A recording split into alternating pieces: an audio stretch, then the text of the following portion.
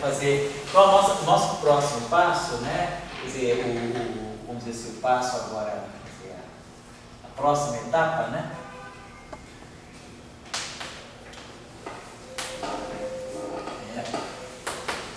Ações, né?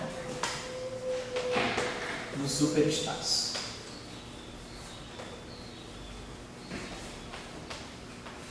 Para começar, para a gente falar de ações do superespaço, vamos dar uma reportadinha, vamos dar uma olhada primeiro, como é que são, né, as transformações de supersimetria. Então, para isso, vamos retornar, né? Retornemos, vamos retornar, então, retornemos, né? Vamos retornar, então.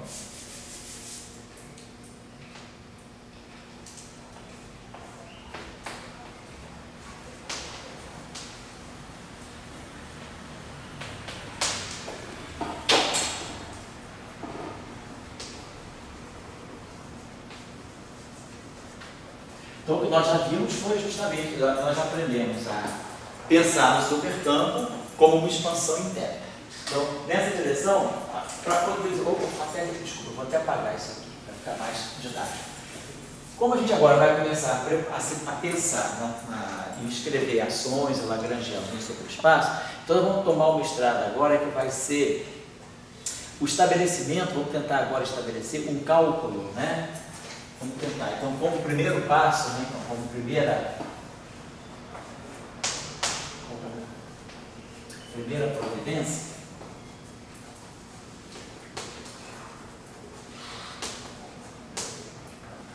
vamos, né, desenvolver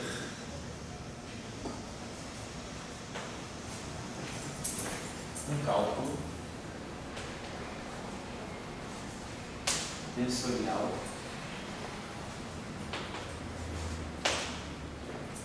adequado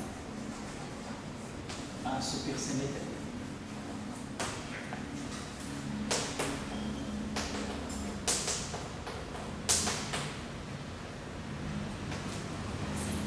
Partindo do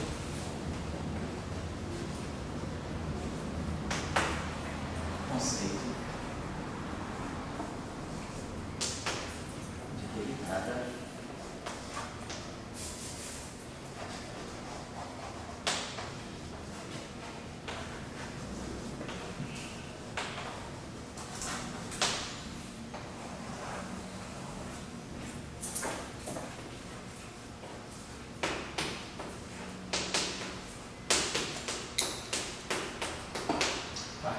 de derivada covariante de Souza. Vamos chegar a isso. Então, vamos fazer o seguinte agora. Nós já tínhamos visto, né, que a supersimetria é uma translação, a gente discute a supersimetria como uma translação no superespaço. Então, nós vimos que nós implementamos a supersimetria no superespaço através, nós estamos trabalhando em duas dimensões, θ é um espinor de Majorana, a coordenada θ ela sofre essa translação constante, né? E essa translação ela repercute na coordenada espaço-temporal.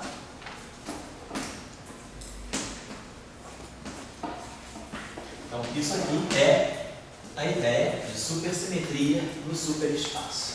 E aí nós colocamos a ideia de que a supersimetria é uma translação no superespaço e os supercampos, então, reagem a translação no superespaço dessa forma, né? Filinha de x θ é igual ao φ de x' θ'. Essa é a ideia.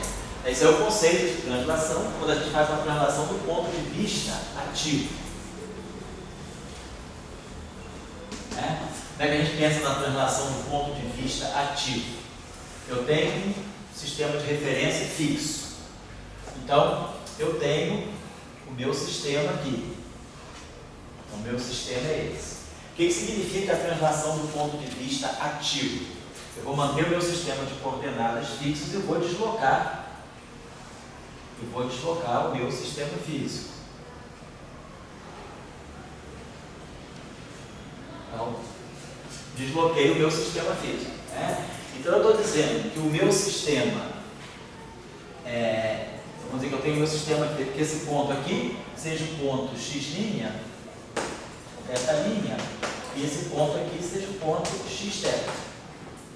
Então eu estou dizendo que, o que eu vou fazer? Eu vou trazer para esse ponto xθ o meu sistema que estava em x', θ'. Então eu vou colocar aqui, no ponto xθ, eu vou colocar o φ', né? Quer dizer, essa é a ideia do sistema ativo. Eu vou trazer esse campo que está, eu vou colocar aqui nesse ponto, esse sistema que estava em x', θ'. Então eu vou trazer, vou botar no ponto xθ, eu vou colocar aqui um φ' em xθ, que é na verdade esse φ que estava em x', θ'. Eu vou trazer esse φ de x', θ' e vou colocar aqui no xθ. Então isso aqui é a realização do ponto de vista ativo. Do ponto de vista passivo, a situação é diferente. Do ponto de vista passivo, eu translado o sistema de eixos, né? E aí eu tenho que o φ' de x', θ' é o φ de xθ. Então nós estamos fazendo a supersimetria, estamos implementando a supersimetria do ponto de vista ativo dessa forma.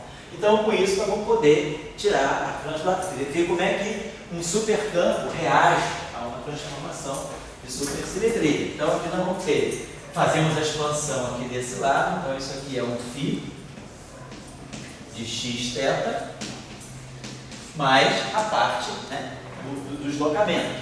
Então nós vamos ter a coordenada aqui, nós vamos ter isso aqui, vamos ter π, epsilon barrado, gama mi, θ, dmi de φ,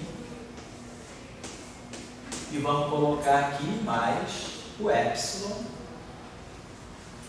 derivada em relação a θ alfa, φ. Certo? Então fiz aqui a expansãozinha infinitesimal de Taylor. Estou colocando sempre, vamos sempre assumir essa posição. Então vamos colocar sempre, porque como a variável é grasmaniana, né? Como a variável é grasmaniana, eu tenho um problema de anticomputação. Então nós vamos definir sempre da seguinte maneira: para nós a noção de derivada vai ser dada pela variação sempre colocada à esquerda. Vamos estar dizendo o seguinte: o f de θ mais delta θ vai ser delta θ vezes a derivada em relação a θ do f. Porque a gente poderia perguntar, será que não é θf vezes o delta θ? Então nós vamos definir sempre a variação à esquerda. Vou colocar sempre dessa forma: delta θ dθf. Sempre definir a derivada, né, colocando sempre, quer dizer, isso aqui na verdade é isso, isso aqui é f de θ, perdão, é f de θ mais a variação. Então a noção de derivada é essa, certo? Olha que na verdade a gente vai definir a derivada dessa forma: é o f de θ mais delta θ menos o f de θ, isso aqui é o delta θ dθ de f. Dessa forma que a gente vai ler a derivada, colocando sempre a variação à esquerda. Por isso eu estou colocando isso aqui à esquerda. Muito bem. Então com isso aqui, a gente pode tirar uma representação, né, diferencial, exatamente como a gente faz. Quando eu estou no espaço de Minkowski, eu vou definir as translações, né, em cima dos campos relativísticos. O que a gente faz no espaço de Minkowski? Eu pego um campo, φ' de x', ele é o φ de x' no mi. Então isso aqui me dá φ' de x é igual a φ de x mais x' mais εmi dmi do φ. Então o que a gente faz? A gente tem que o delta φ é εmi dmi φ. E aí a gente vê que se nós associamos, né, a essa translação um operador gerador, então a gente diz, mas quem é o φ' de x'? Φ' de x', eu tenho um gerador, εp, φ de x é a menos εp. Então essa relação aqui me dá aqui I, εp, computador com φ, é aquele lado de lá. Então eu fatorizo esse epsilon aqui, então eu tenho aqui o π com φ, né? Tiro daqui, com essa relação eu tiro que o π com φ é menos I dmi φ. Então a gente tem uma representação, né, para o momento. A gente tem uma representação diferencial para o momento. Então é o que a gente vai fazer aqui. Exatamente a lição que a gente faz do espaço, série do espaço unifótico, a gente vai trazer do superespaço. A gente vai colocar em evidência, vamos definir então aqui um ΔΦ. Então, ΔΦ é a variação funcional, é o filinho de x menos o φ de x, né?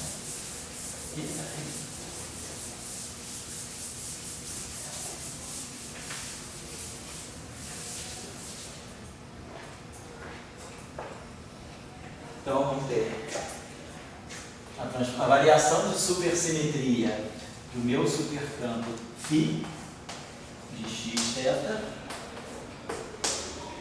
vai ser fator o epsilon alfa. Aqui eu posso fazer o seguinte, como aqui eu tenho epsilon alfa, mas aqui eu tenho epsilon barrado, vou usar aquela relação de Majorana aqui. Epsilon barrado gama mi θ é menos θ barrado gama mi epsilon. Tá? Então vou usar aqui, então vamos usar o seguinte, vai ficar epsilon alfa de alfa φ, e aí vamos usar a relação de Majorana lá. Vai ficar menos I θ barrado gama mi epsilon de mi φ. Então vamos escrever isso aqui da seguinte maneira. Isso aqui é θ barrado, nós sabemos, é menos θ transposto C é menos 1 gama mi epsilon. Vou colocar assim, né? Então, isso aqui tudo já vai dar um mais. Agora vai ficar mais I θ transposto C é menos 1 gama mi epsilon de mi φ. Certo? Agora, vou botar aqui, ó. C gama mi transposto C é menos 1 é igual a menos gama mi, é igual a menos gama mi. Então a gente pode colocar, bom, então vai, né? Gama mi C, vou deixar assim, vamos fazer o seguinte, deixa eu apagar isso aqui, vamos colocar aqui o seguinte. Então isso aqui vai ser para nós, ó, botando as componentes. Aqui eu posso pensar assim, isso aqui é um I θ, podemos fazer assim, isso aqui é um I θ transposto C é menos 1 gama mi alfa. Vamos fazer uma outra, vamos fazer o seguinte, vamos ver essa expansão que eu vou botar. Isso aqui é I, isso aqui é um θ beta,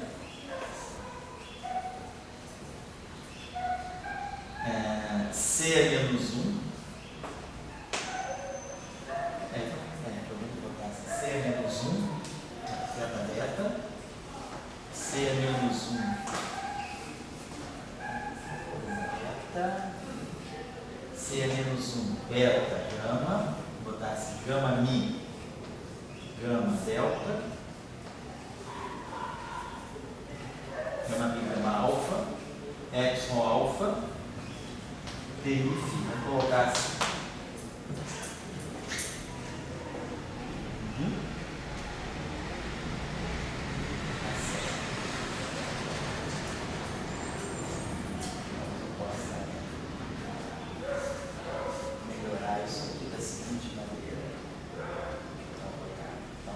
Trazer esse epsilon alfa para cá, beleza? Então eu posso trazer, só para isso aqui, C menos 1 beta gama mi gama alfa é a mesma coisa que gama mi transposto alfa gama, vou colocar assim, e C, isso aqui inverso, menos C menos 1 gama delta, vou colocar assim, então, C, gama mi transposto, C menos 1, aí eu vou menos gama mi. Então, isso aqui é gama mi transposto vezes C, isso aqui é C menos 1.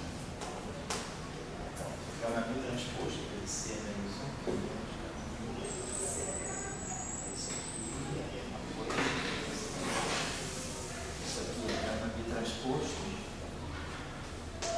C menos 1 alfa beta. Tá certo.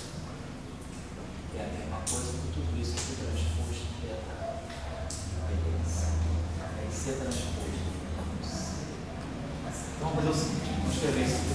Então, para simplificar, agora é só pura cosmética matricial. Vem para cá isso aqui.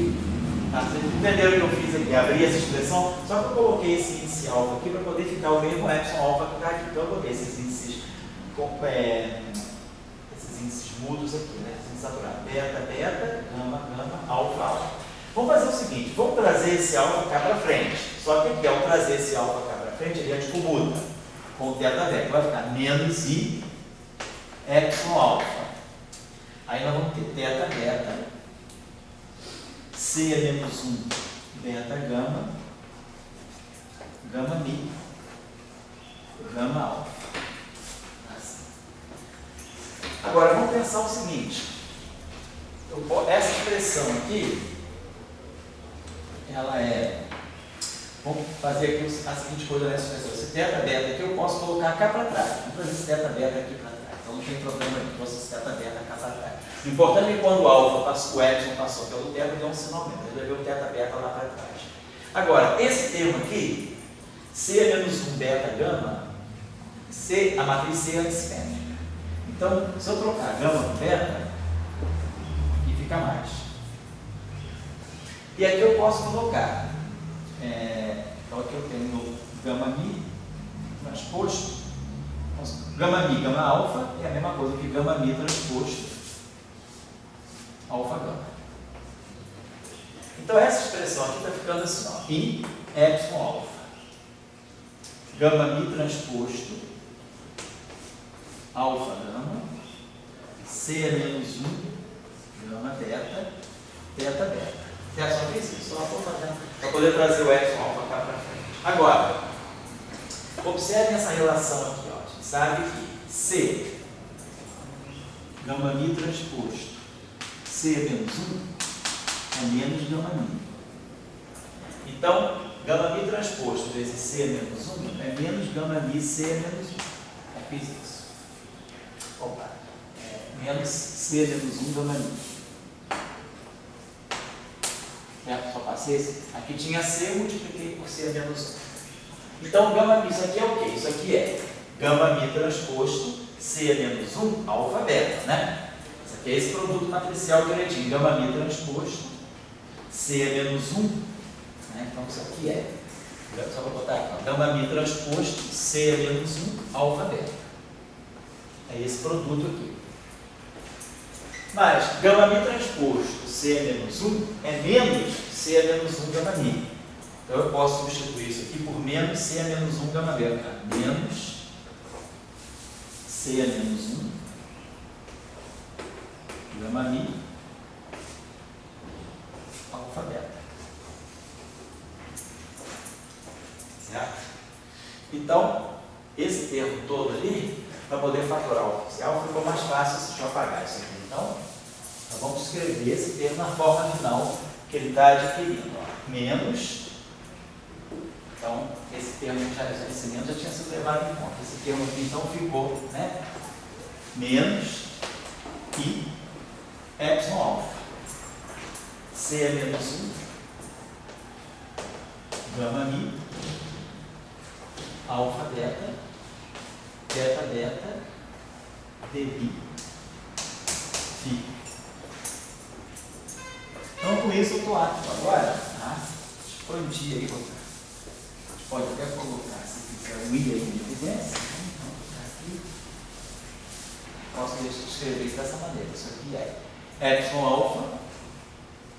Então, aqui, D alfa, derivado em relação a teta alfa. Né? D alfa, derivado em relação a teta alfa. E aí, aqui o termo menos I. Epsilon alfa fatorei. Então, C é menos 1. Gama mi. Teta alfa. Então, tudo se junta. Ó. C é menos 1, gama mi, teta alfa. Né? Que é o produto, essa matriz por esse vetor. dmi, e tudo isso aqui atuando em φ. Certo? Então a gente pode dizer o seguinte, posso dizer, o meu delta φ, posso escrever dessa forma, é epsilon alfa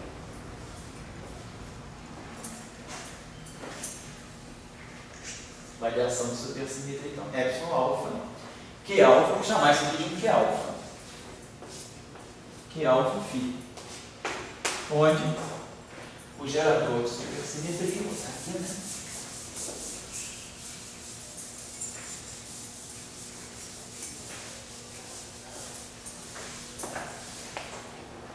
Então, Q alfa φ, então, onde o Q alfa adquire essa expressão aqui. Ele é d de θ alfa menos I, C menos 1, gama mi, θ, alfa, dmi. Perfeito.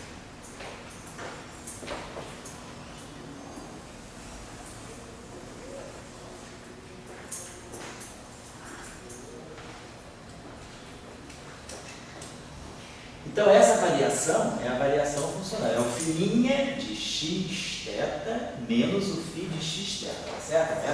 Essa variação aqui, né, só para lembrar bem, ela é todo tomado no mesmo ponto. Então, é uma variação funcional. É o φ' de xθ menos o φ de xθ.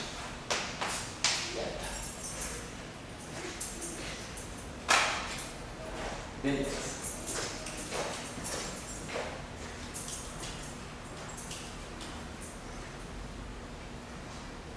Muito bem. Então,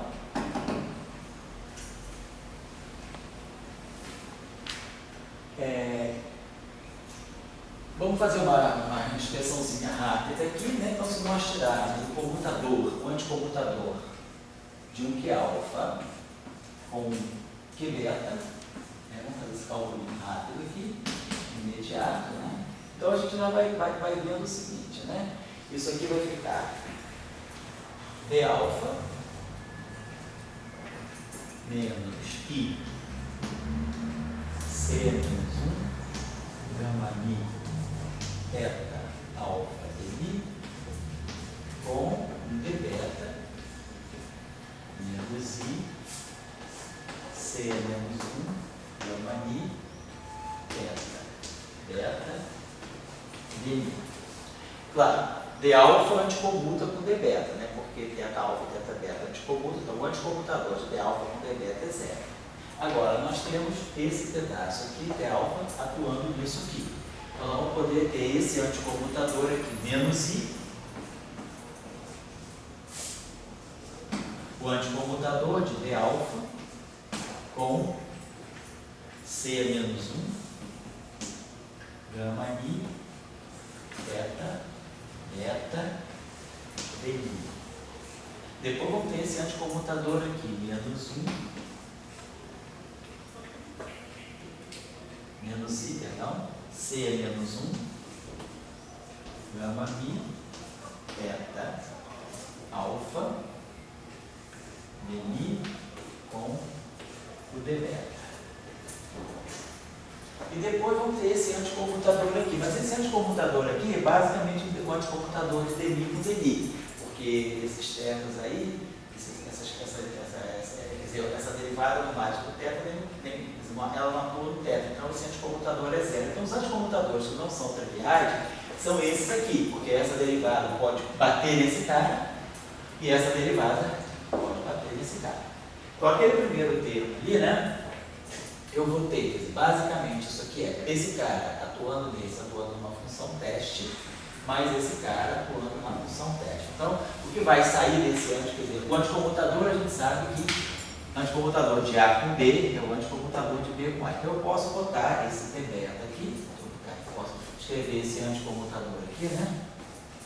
Na verdade, ele é D beta, anticomutador, C é menos 1, gama, aqui o índice, esse índice aqui é mudo, então vou chamar esse bit mi, esse bit mi. Então, C é menos 1, gama mi, beta, alfa, demi. Então, esses dois anticomutadores vão ser a mesma coisa, é só trocar alfa com beta. Eu calculo o primeiro e o segundo é uma réplica do primeiro, trocando alfa com beta. Então, não vou nem calcular o segundo. Então, vamos calcular esse anticomutador aqui.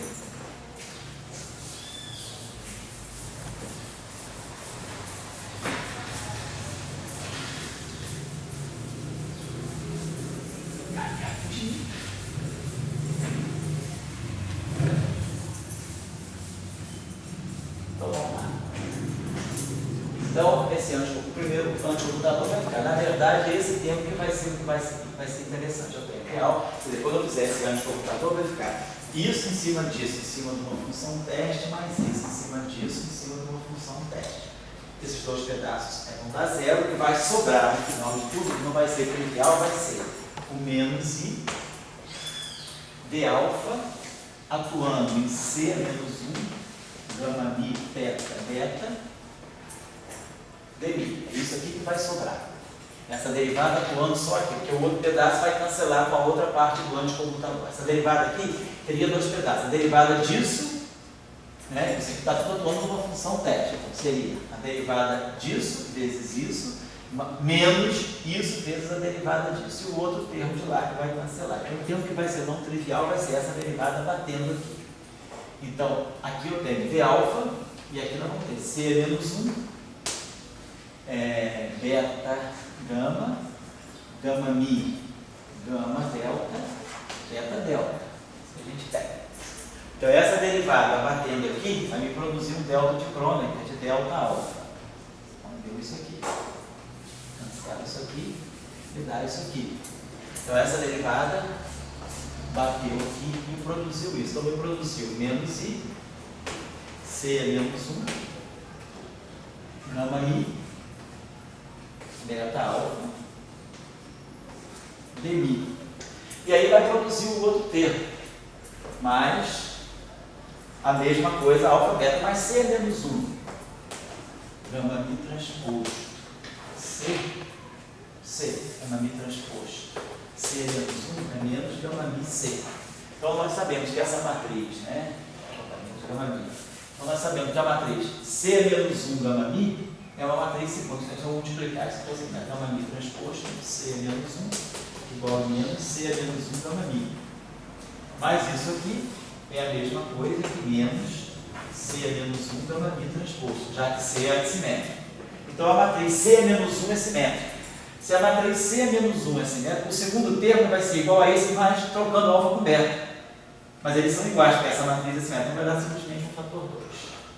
Então o nosso anticomutador dos Qs, no final de tudo, nos dá o que nós já sabíamos, que a supersimetria tem que dar. O computador de duas supersimetrias deve estar levando a alguma translação no espaço do unicórnio. Menos 2i, c menos 1, gama mi, alfa, beta, demi. Como nós vimos, né, com essas translações aqui, menos i demi é o pmi. Menos i demi é o pmi. Então isso aqui está dando para nós 2, c menos 1, gama mi, alfa, beta, pmi. Então, que é o que nós já sabemos, né, da aula de supersimetria. Na verdade, a composição dos supersimetrias dá para nós uma translação. Muito bem. Então, a gente já tirou alguma propriedade disso. Vamos voltar aqui ao nosso gerador para poder chegar agora ao conceito de derivada covariante no superespaço. Nós já tínhamos explorado também um pouco essa discussão. Nos nossos estudos aí, quando a gente fez derivação, a gente estudou álgebra de derivadas covariantes, a gente viu que quando, né, a álgebra de duas derivadas covariantes em geral, a álgebra de duas derivadas em geral, ela tem uma estrutura geral que é essa, nabla A com nabla B. Essa álgebra tem pode ser escrita em dois termos. Ela pode ter um termo TABC, TC, nabla C, e um termo aqui que é um FAB. Então, a álgebra de derivadas covariantes, ela pode dar o que a gente chama de um field strength e um termo que também carrega a derivada, que é o termo que nós identificamos como a chamada torção. Então, nós começamos a ver que esse termo aqui está ligado a uma derivada na coordenada θ. Não deixa de ser um operador de derivada também. Ele é uma derivada aqui, uma derivada aqui. Então, apesar de ser um gerador, né, esse gerador, ele faz o papel de uma derivada. Então, o anticomputador deles está me dando uma terceira derivada, que é o dmi.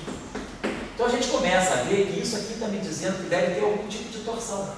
Eu não tenho field strength, mas eu tenho uma torção. Porque eu tenho alguma coisa, é como se eu tivesse assim, o meu superespaço, ele tem coordenadas x, mi e θ, alfa. Então eu posso ter T, mi, θ, posso ter T, mi, alfa, θ, posso ter T, mi, alfa, beta, posso ter um T, alfa, beta, gama. Ou seja, com essas derivadas, com essas coordenadas, eu posso ter várias componentes de torção. A componente que está sobrevivendo é essa aqui, ó, T, alfa, beta, mi, dmi. Então, a comutação dessas duas derivadas está me dando essa derivada. Então, está me dando, é como se eu tivesse no superespaço, eu não tenho espaço curva, eu não tenho curvatura, eu não tenho nada, mas eu tenho uma torção. Quer dizer, é como se a torção do superespaço ela fosse um T, alfa, beta, mi, igual a 2, C menos 1, gama mi, alfa, beta. É uma torção puramente constante. Mas então, o superespaço plano é nesse sentido que a gente diz que o superespaço plano é dotado de torção. Quer dizer, o superespaço é plano no sentido que não apareceu curvatura nenhuma, nós não estamos falando de nenhuma métrica dependendo da posição. No entanto, a álgebra das derivadas nas coordenadas, ao longo das coordenadas do superespaço, me mostra que eu tenho, né, uma relação de anticomputação não trivial entre as derivadas do setor fermiônico. Então, o setor fermiônico, ele carrega intrinsecamente uma torção. É essa torção. Isso aqui faz o papel de um T, alfa, beta, mi, dmi. Então, esse dado é um dado importante, vai ser um dado importante mais na frente quando a gente falar mais de supergravidade do superespaço. Então, beleza. Então, a gente está só já associando que eu tenho torção no superespaço, né? Mesmo que ele seja plano. E a torção é puramente numérica, são matrizes gama e a matriz de conjugação de carga. Agora, vamos voltar aqui então à nossa discussão, o nosso delta. Variação de supercampo nós escrevemos dessa forma: epsilon alfa, que é alfa, φ. Então, se eu derivar essa, então, como o nosso delta φ é o filinha de xθ menos o φ de xθ, né? Então, estou definindo a variação como sendo só a variação da forma funcional. Então, é claro que se eu tirar o d alfa do delta φ, isso aqui é a mesma coisa que o delta do d alfa φ. Certo? Eu estou definindo, né, o delta como sendo só a variação na forma funcional. Eu estou só pegando, né, quer dizer, é como se fosse uma simetria de gauge. Eu não toco nas a definição quer dizer, que a gente dá, né, o delta que nós estamos definindo, ele só está medindo a variação na forma funcional. Claro que a supersimetria, ela varia as coordenadas do espaço-tempo, mas o delta que eu estou definindo, quando eu faço uma transformação de supersimetria, é um delta daquele ponto de vista passivo, é um delta que só depende da variação funcional. Então, quer dizer, a variação do delta φ, que é o filinha menos o φ, é a mesma coisa que a derivada do filinha menos a derivada do φ. Então, é a variação da derivada, é isso que a gente está dizendo. Então, nós não estamos nessa variação incluindo a variação de argumento, é só a variação funcional. Então, Se eu fizer tirar a derivada em relação θ alfa dessa relação, eu vou ter epsilon alfa, vou tirar uma derivada dele, vou chamar isso aqui de beta, que é o índice saturado. Então, se eu tiver aqui d alfa do epsilon beta, que beta φ. Então, claro, isso aqui é uma constante, essa derivada anticomuta com esse cara, eu posso escrever isso aqui como assim, menos epsilon beta d alfa. Só que essa derivada, ela não vai poder passar por aqui e atuar aqui, porque ela vai encontrar dentro do quê? Um beta. Então, o que a gente tem é que a derivada de alfa, ela não anticomuta com o que beta. O que é diferente dizer? Ela não pode passar por aqui, porque aqui dentro tem um teta, ela vai puxar um termo em vez de teta. Então, isso aqui vai ser automático.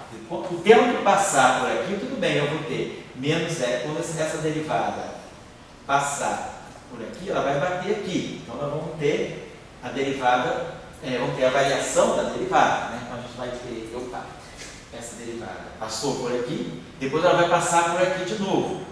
E aí tem uma outra anticomutação. Então, os dois termos que nós vamos ganhar daqui, vou colocar aqui, quando a gente fizer essa operação, né? Então, isso aqui vai dar para nós esse primeiro termo, quer dizer, essa derivada vai passar por aqui, vai passar por aqui, vai bater aqui, vai ser epsilon beta, e d alfa φ.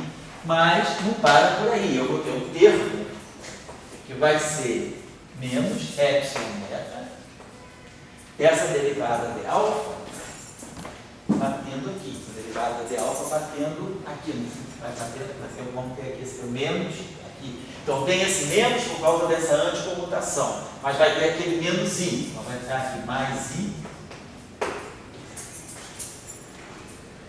aqui no epsilon beta, mais i, epsilon beta, aí vamos ter aqui essa derivada de alfa atuando aqui em c menos 1, gama mi, θ, beta.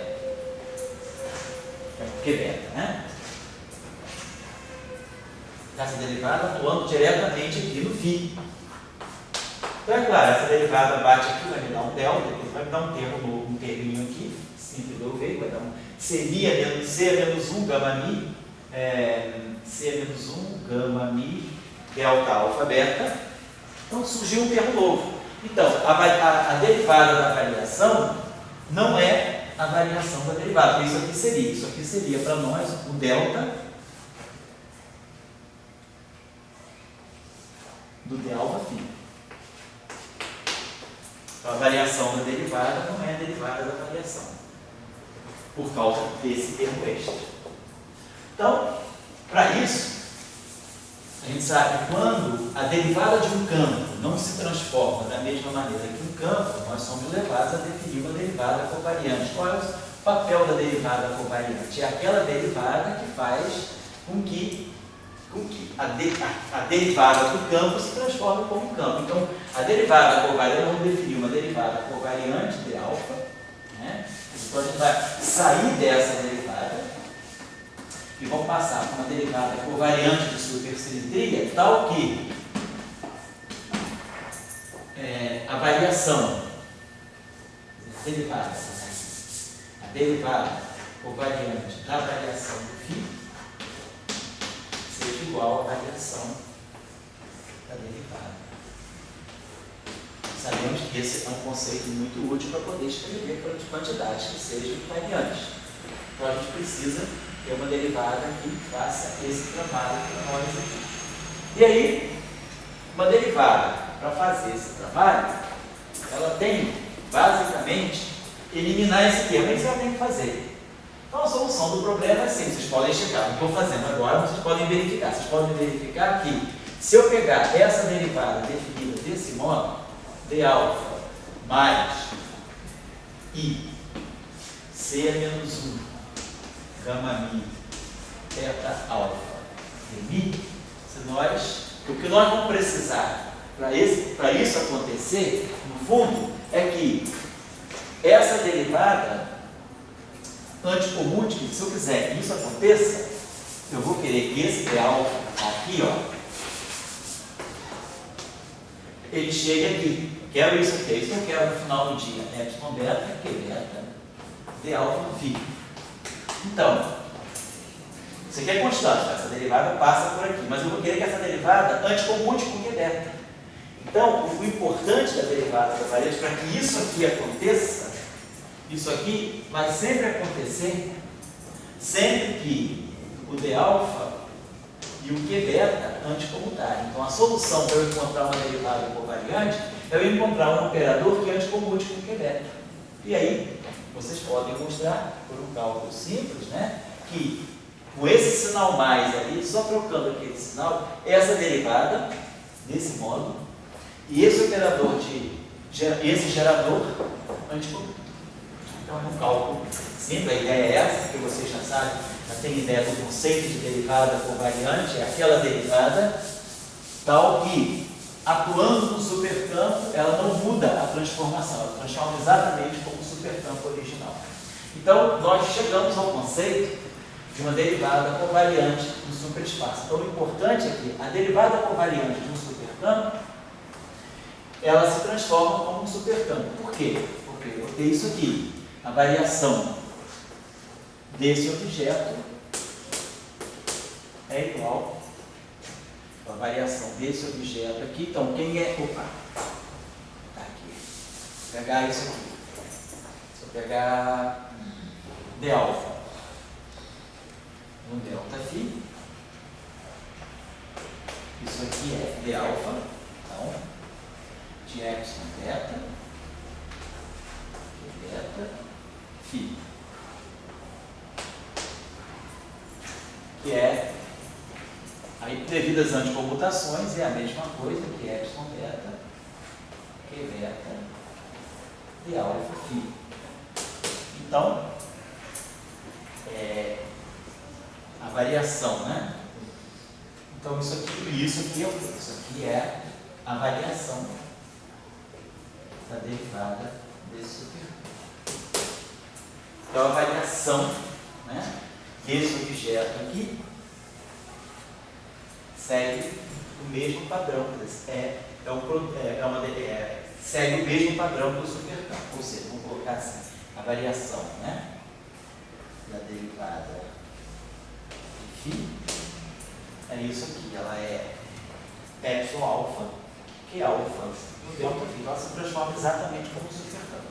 Devido a essa relação que vem para essa, né, então a gente está vendo aqui que isso aqui é exatamente o delta, é a variação de supersimetria atuando em alguma coisa. Isso aqui é o nosso delta do D alfa de φ. Então, o delta do D alfa de φ é o D alfa do delta φ. E isso aqui está me garantindo então, que isso aqui é o delta, né? Isso aqui é o delta desse objeto. Se transforma exatamente como qualquer supercampo, qualquer coisa que é um supercampo, a variação de qualquer supercampo, ela tem que seguir esse padrão aqui. Epsilon alfa, Q alfa, supercampo. É isso que caracteriza o supercampo. O caráter tensorial do supercampo está nisso. A variação de supersimetria dele pode sempre ser expressa dessa forma. Então, isso aqui é a variação de supersimetria desse objeto. Então, esse objeto aí se transforma como um supercampo, certo? Desde que esse aqui seja um supercampo. Olha só, uma pergunta. Aí está embutido que você. É que eu nunca. Fala. Por exemplo, representação supersimétrica não linear. O que seria isso? A representação supersimétrica não linear, isso aqui é uma representação linear da supersimetria. Por quê? Porque a variação do campo depende do campo linearmente. A variação é linear no supercampo. Uma representação não linear é quando a variação de um campo, ela pode ter aqui os parâmetros, mas aqui eu posso ter campos a potências mais altas, uma potência aqui n maior que 1. É quando a lei de transformação envolve potências do campo. Então, as realizações sempre que são teoria de grupo, normalmente a gente faz sempre realizações lineares. lineares, porque a variação dos campos são proporcionais aos campos. Já no modelo sigma não linear, não. Eu ia falar, porque você tem os vetores de que. Isso, tem os vetores que são funções, exatamente. Então, as transformações de isometria dos modelos sigma não lineares, elas são transformações altamente não lineares. São Mas a não Oi? linearidade, nesse caso, é no gerador, não? Oi? No modelo sigma, a não linearidade está no vetor de Q. Está no vetor de Q. Que no fundo está no gerador. Que no fundo está no gerador. Então, não no campo. E não no campo, exatamente. No gerador, porque ele é função. Eu ia perguntar justamente isso, porque eu já vi o gerador supersimétrico. Você não poderia tomar várias expansões? Do gerador supersimétrico? Você não poderia ficar quadrando aqui várias vezes. Eu não podia, não pode. Não pode. Isso, porque dá zero. Isso, exatamente. Na realização não linear da supersimetria, você perde esse conceito de supercampo. Porque o supercampo, ele é definido já desde o início dele para variações, para transformações lineares. Então, quando você tem uma realização não linear de uma supersimetria, você tem transformações em cima dos campos, mas não pode colocar esses campos do modelo de supersimetria sob a forma de supercampo. O superespaço também é modal, não? Oi? O superespaço deixaria de ser uma translação nesse caso? Deixaria de ser uma translação nesse caso, exatamente. Porque você realiza a supersimetria como uma translação, porque você tem em mente que você vai realizar a supersimetria linearmente. A supersimetria é realizada linearmente. Por quê? Porque o θ' é a função só do θ, e o x' é linear no θ também. É x', é x mais i, é esbarrado ali, θ, é tudo linear. Até agora eu não encontrei nenhum livro assim que discutisse nem com o Com realização não linear, eu acho que no livro do Westbagger. Um dos últimos capítulos lá do livro do Westbagger é no Linear Realization of Supersimetry. Eu acho que ele faz. De qualquer maneira, se ele não faz exatamente, se ele só fala, ele dá a referência onde tem isso, que é até a referência que o Sorokin deu ontem, daquele trabalho do Akulov e do Volkov. É um trabalho com realização não linear da supersimetria. Os primeiros trabalhos de supersimetria lá feitos pelos russos, em 72, 73, eles eram em supersimetria não linearmente realizada. Eu vou passar para vocês o arquivo do seminário do Sorokin. Aí vocês vão ver que lá tem uma referência que eu posso identificar ali para vocês. Se vocês quiserem buscar, ali ele faz supersimetria não linear. É porque todos os modelos de quebra de supersimetria são baseados na realização linear. Realização linear, exatamente. A supersimetria não linear, ela não é uma coisa simples, não, porque você tem dificuldade de achar o conjunto de campos. Porque aí na supersimetria não linear, você perde essa... Ela, de uma certa maneira, é boa para a fenomenologia, porque você perde essa noção de parceiro. Você não precisa ter, para cada parceiro bosônico, ter um parceiro. Para cada campo bosônico, ter um parceiro fermiônico. Essa noção de bosônico, fermiônico, que sempre, para cada partícula bosônica tem um fermiônico e vice-versa, é uma questão de supersimetria linearmente realizada. Numa realização não linear da supersimetria, você pode ter supersimetria sem parceiros. Então, isso talvez possa ser interessante se não vier a se descobrir as partículas, a se descobrirem as partículas supersimétricas no LHC, por exemplo. Né? Você tem supersimetria, mas ela é não linearmente realizada. Então você não precisa necessariamente ter parceiros nas representações. Então nós já definimos o que é a derivada covariante de supersimetria. Deixa eu fazer só mais uma coisinha aqui. E vamos observar o seguinte. Aqui.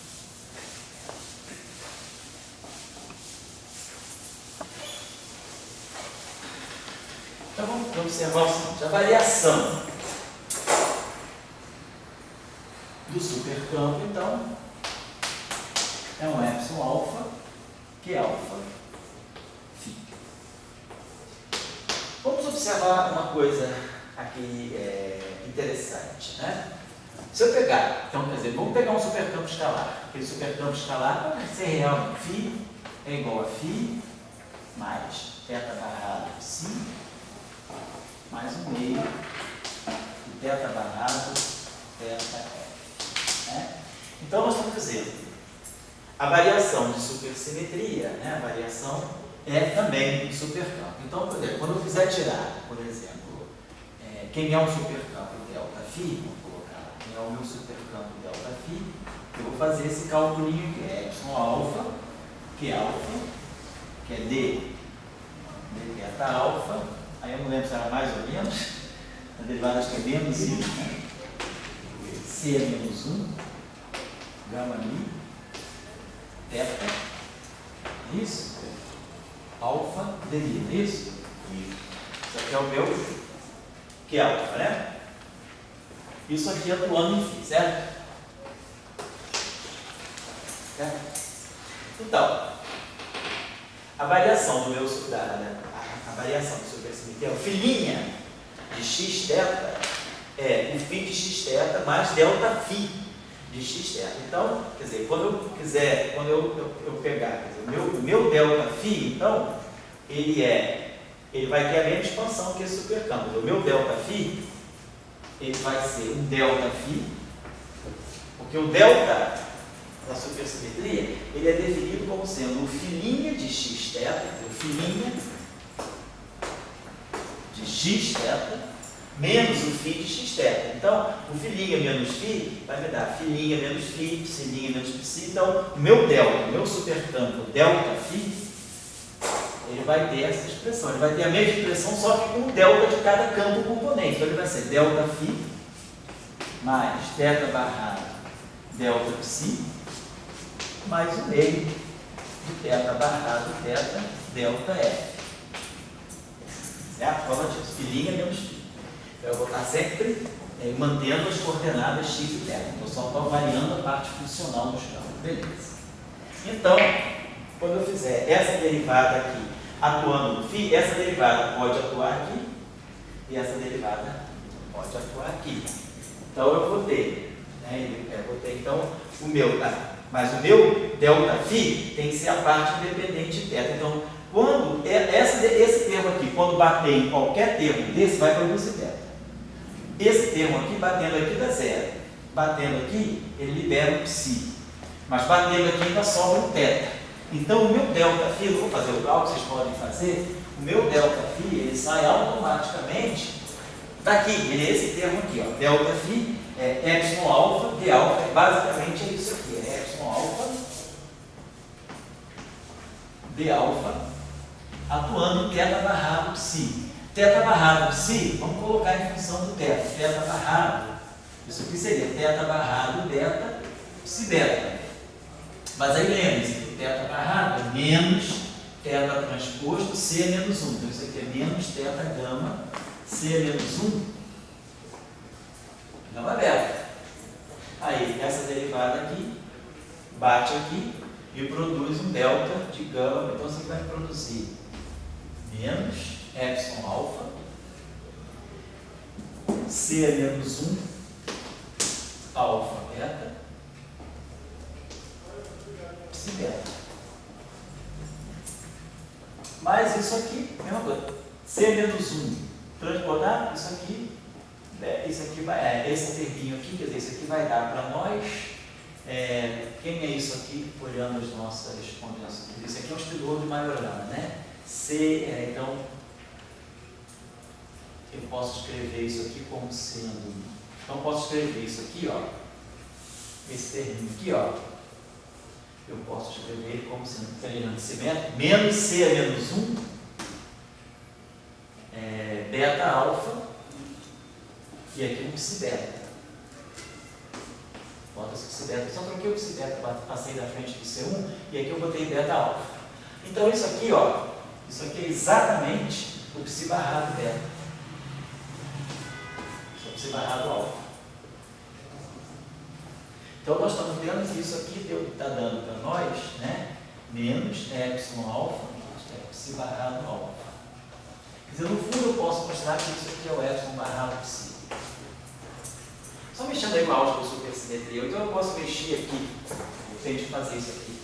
Vamos fazer o contrário aqui, vamos mexer nisso aqui, eu vou botar esse epsilon, segue esse padrão aqui. Isso aqui no fundo é isso aqui, ó.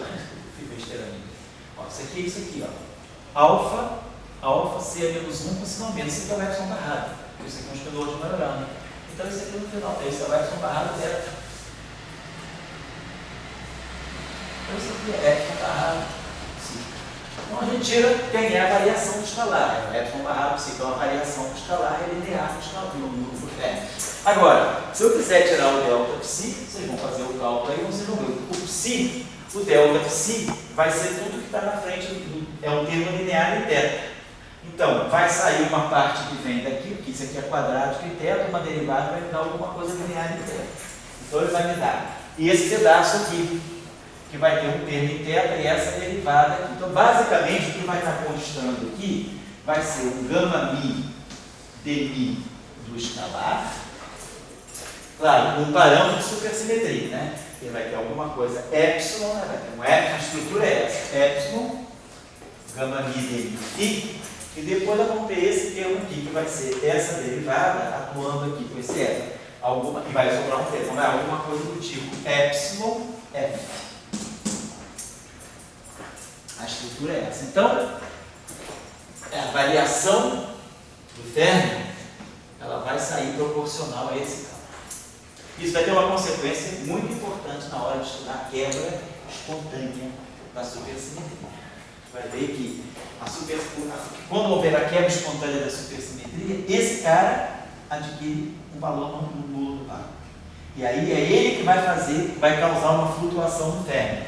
É isso que vai causar o término de Boltzmann. Nós já aprendemos no período de quebra espontânea da simetria que quando um campo adquire valor esperado do vácuo e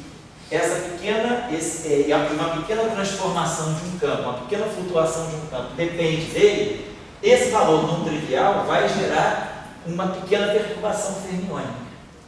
Se isso aqui tudo for constante, essa perturbação vai ter comprimento de onda infinito. Então é isso que vai se comportar como Bóson de Boltzmann. Nesse caso, nós vamos ter o fermo de Boltzmann. É isso aqui, nós até no curso falamos sobre as primeiras motivações de se pensar a supersimetria como sendo associada, né, ao neutrino, e o neutrino sendo um bóson, um fermo de Boltzmann. Sendo um fermo de Boltzmann. Aí ele teria que ser o fermo de Boltzmann da supersimetria. Esse termo aqui é que mostra para nós que na supersimetria quebrada espontaneamente vão aparecer fermos de Boltzmann, não bósons de Boltzmann. Mas vai ficar mais claro depois, mas essa lei de transformação já é importante para isso. E a variação do F tem um aspecto muito importante também, é o termo quadrático. Esse termo quadrático aqui, o único termo quadrático que eu vou gerar vai ser esse aqui, porque esse aqui já vai ser zero. Isso aqui é quadrático em θ, isso aqui é θ2 no fundo, isso aqui é θ3, dá zero. Então o único termo que vai sobrar do ΔF vai ser esse termo aqui. Esse termo aqui vai produzir uma coisa linear em θ, esse aqui vai produzir um quadrático em θ, esse aqui vai dar zero. Então o único termo que vai dar quadrático em θ vai ser esse termo com essa estrutura. Epsilon, gama mi, dmi. Então esse ΔF ele se transforma como uma derivada de alguma coisa, mas vai sobrar sempre esse dmi. Quando eu variar o meu ΔF, ele vai entrar como o dmi do φ. Não, vai entrar como o dmi do psi. De qualquer maneira, então, esse cara aqui compensa o caráter fermiônico, quer dizer, isso aqui é escalar, no final do dia é um escalar, porque esse aqui tem um epsilon e aqui tem um psi, aqui tem uma questão. Então, mas o que é importante é que ele vai se transformar como uma derivada de alguma coisa. Então, quando eu faço uma transformação de SUSY, a transformação de SUSY da componente mais alta do supercampo, vocês imaginam, qualquer hora que houver a variação desse campo aqui, que é a componente mais alta, ela vai estar sempre proveniente desse termo, atuando no termo linear em θ. Vai ser sempre essa estrutura. Esse termo da derivada do gerador, ele vai atuar no termo que tem uma potência a menos de θ, mas ele vai carregar sempre uma derivada. Então isso é uma característica intrínseca da supersimetria do superespaço. A variação de supersimetria da componente mais alta em θ, da componente que tem mais θs, né? Vamos colocar assim, da componente mais alta em θ, é igual, vai ser do tipo, né? Uma derivada total. Nesse caso aqui, é o dmi disso aqui, é o dmi de epsilon barra, né? Gama mi psi, vai dar algo desse tipo. Então ela vai ser sempre a derivada de alguma coisa. é derivada de alguma estrutura. Então, quando eu faço uma transformação de supersimetria, eu vou observar que a componente mais alta do supercampo, ela se transforma como uma derivada total. Se ela se transforma como uma derivada total, ela é uma boa candidata à lagrangiana. Por quê? Porque a ação fica invariante. Então, essa estratégia vai ser importante na próxima aula. Quando nós formos, aí é por isso que eu quis falar essa discussão, para a gente poder chegar naquilo que vai ser a ação, quer dizer, uma proposta de um termo de ação, quer dizer, alguma coisa que vai ser ação no superespaço. Como é que eu construo uma ação? Uma teoria de campo, em termos de uma ação. É um produto de campos e suas derivadas. Né? A gente pega um produto de monômio, né? Um campos e suas derivadas, é um objeto local, é um termo da ação. Pode ter derivado, pode não ter derivado, pode ser um termo φ2, pode ser um termo demi-φ, pode ser um termo φ4. Então, quer dizer, um termo típico de uma ação é um produto, né? Ele vai ter derivadas e campos, né? Uma certa potência de derivada e uma certa potência de campos. Essa é a estrutura de um termo da ação, no espaço-tempo usual. No superespaço, eu não tenho só essas derivadas, eu posso ter essas derivadas, posso ter as derivadas covariantes de SUSY e posso ter supercampo, né? Uma certa potência N. Então essa vai ser a estrutura de um termo da ação. Mas o que é importante é que ao formular um termo desse tipo, como produto de supercampos, a gente já sabe, então, derivadas de supercampos são supercampos. Então, produtos de supercampos por derivadas de supercampos, no final do dia também são supercampos. Então, isso tudo no final do dia é um supercampo. Se eu multiplicar vários supercampos com derivadas de supercampo num termo só, eu ganho no final do dia um supercampo global. Mas o que eu observo é que a última componente desse supercampo global, se eu fizer uma transformação de supersimetria, ela vai se transformar como uma derivada. Então, o termo típico da ação no superespaço vai ser a gente, como é que se diz? Extrair a componente mais alta em θ de um monômio nos supercampos e suas derivadas.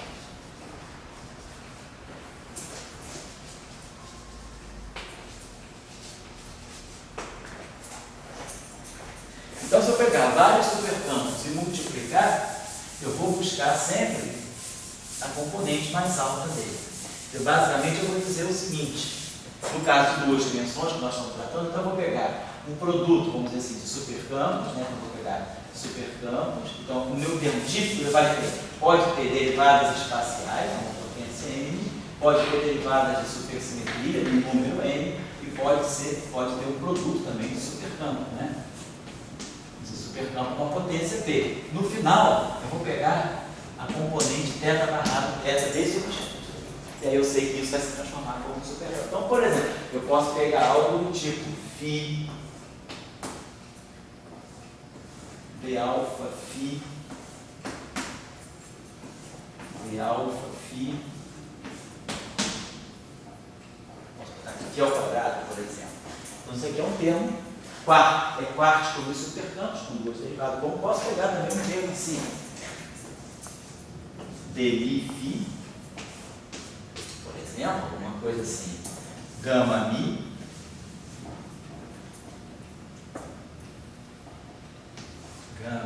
vou botar aqui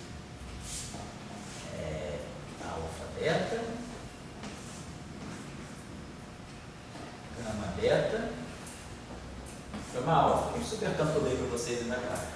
Então tá lá, ó. Isso aí é um produto de supercampos, está formando um escalar de Lorentz, tá? Então tem demi, gama mi, alfa beta com gama alfa, gama beta. Então isso aí é um supercampo. No final do dia isso é um supercampo. Eu posso pegar também a componente θ barrado, θ dele. Não preciso nem fazer o cálculo. Eu sei que a última componente dele vai sempre se transformar como uma derivada de alguma coisa. Aí a questão é, será que a última componente desse supercampo pode representar uma ação interessante, né? Pode representar alguma coisa interessante, então, e bem, certo? Então, na próxima aula, baseado nessa liçãozinha, nós vamos estar calculando os primeiros termos, né? O que vai ser uma grande de matéria com massa e campo de gauge. Vamos ter que começar a formular modelinhos de supersimetria em uma dimensão, 2 dimensões. Não vou nem fazer muito com vocês o caso de 3 dimensões, porque o caso de 3 dimensões vai ser praticamente análogo. Porque a álgebra escritorial é as diferenças vão ser muito pequenas, então eu vou falar meio rápido, porque tudo que está valendo aqui vai valer aqui, nós vamos entender por quê. Mas então a ideia é essa. Então o produto, quer dizer, toda a ideia está, vai para o superespaço, escreve o seu supercampo. Faz a expansão em θ para compreender o conteúdo de cada supercampo, o tipo de campo que tem dentro de cada supercampo. Entendemos que é preciso definir uma derivada covariante, por quê? Então, derivada covariante de supercampo é supercampo. E aí, quando eu multiplico supercampos entre si por suas derivadas, eu vou obter termos que são supercampos. Mas a última componente de cada um desses supercampos é um potencial candidato a uma ação. E aí, como é que eu tiro o termo DNFi? Como é que eu tiro o termo de Klein-Bor? Como é que eu tiro o termo de Dirac? Como é que eu tiro o termo de Maxwell? Como é que eu tiro o termo de massa? Como é que eu tiro o termo de interação de gauge? Então, no final, a gente vai querer construir um modelo, vamos querer construir uma QED supersimétrica em 2 dimensões. E aí a gente já tem os supercampos necessários. A matéria, que é o Φ, porque ele tem escalar e tem férmio, e o supercampo espinorial gama alfa, porque gama alfa já tem um vetor dentro dele. Posso deixar como exercício para vocês, aí sim, esse exercício vocês podem fazer. Esse exercício vale a pena fazer para a próxima aula. Pegar o supercampo gama alfa, que nós definimos hoje, né, com aquela expansão do Xi alfa, mais o termo θ alfa S, mais aquele termo com gama 3, mais o termo com gama mi, pegar esse supercampo. E vamos fazer a transformação de supersimetria dele. É um bom exercício. E aí nós vamos ver que a transformação de supersimetria dele é epsilon beta, que beta é gama alfa. Vamos fazer esse cálculo aqui. Isso ainda não dá para ver que o AMI é um campo de gauge. Porém, vamos fazer esse cálculo aqui. Suponhamos que eu faça uma transformação, isso aqui é a transformação de Suzy. Mas suponhamos que eu faça a seguinte transformação. Eu vou definir um gama linha alfa, que é um gama alfa mais, que é um gama alfa mais o D alfa de um supercampo S, onde esse S aqui é um supercampo escalar real, daquele tipo do Φ. Esse supercampo S aqui, vamos dizer, ele é um S de X mais um θ barrado, vamos dizer, o espinor, aí vamos chamar um espinor ρ de X mais um meio de θ barrado, θ, e aqui vamos chamar um H de X. Suponha que eu tenho esse supercampo escalar real, com essa expansão, e que eu atue com essa derivada aqui em cima dele. Então, o que nós vamos querer ver é que, ao fazer essa variação aqui, isso aqui vai induzir uma variação naquele AMI. Isso aqui vai me dar uma linha AMI, quando eu expandir. Né? Isso aqui, esse carinha aqui vai ser Xi', blá blá blá, mais gama Mi, C-1, alfa, beta, a linha. Aqui vai ter um A, e aqui deverá aparecer o devido S. Então, nós vamos ver que, se eu fizer essa transformação no superespaço, em cima desse supercampo, eu devo estar ganhando um tipo de transformação de gauge em cima do AMI.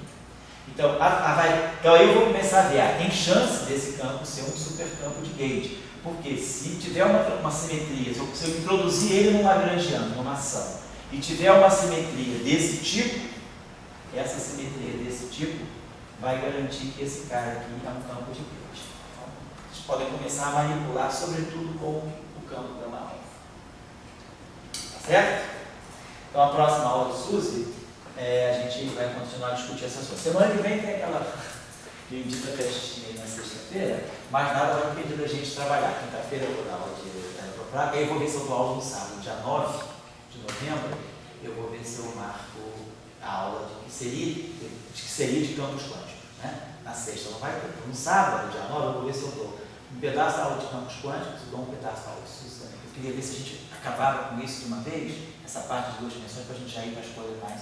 Isso aqui é um bom exercício. Feito isso, a gente vai generalizar essas coisas. Então, é por isso que eu estou indo com um pouco mais de detalhe nessas aulas aqui. Então, eu passo a agendinha para vocês esse fim de semana, tá? José, obrigado aí. Não. Aí vocês